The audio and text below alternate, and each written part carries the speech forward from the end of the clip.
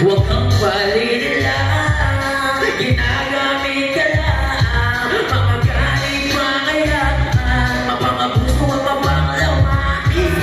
Huwag kang palilila, ginagamit ka lang. Mga galing, mga yaman, mapangabuso at mapanglaman.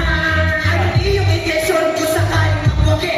Para sa kabataan o dahil sa salapi? Yan ang aking iniisip, di ko rin mawarianos. Napapatayan na sa makarang ko na sahod. Baka sabihin na sa lahi ko na yan. Dito mo po ang gamit, lolo po po kapitan.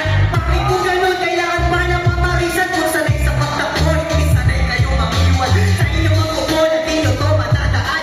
Kung puro lang paligan naman ang inyong alam. Para yan sa pilugan, nauubos na. Paano yung kawalang bayan ipinupulsa?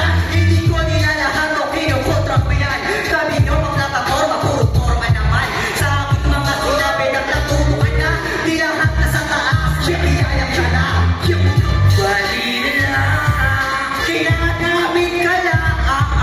mga galing, mga yaman. Kapag ang puso at mapangalaman, Huwag kang palilila, kinagamit mga galing, mga yaman. kapag ang puso at mapangalaman.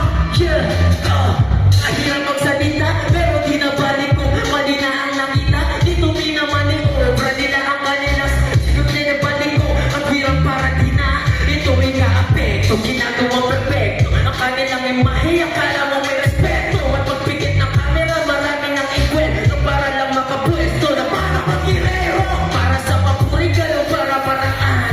Mga sinisiguraan dyan walang laman. Para lang magalan ng malinis na pangalan. Maayos katayuan sa maruming paraan.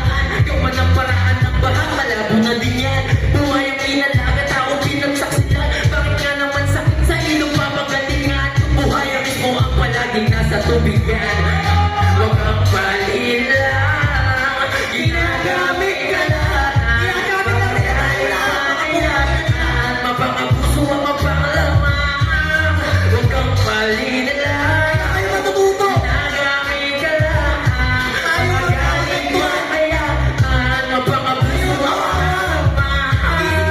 Matuto kayong bumoto. Matuto kayong bumoto ng tama. 3, 2,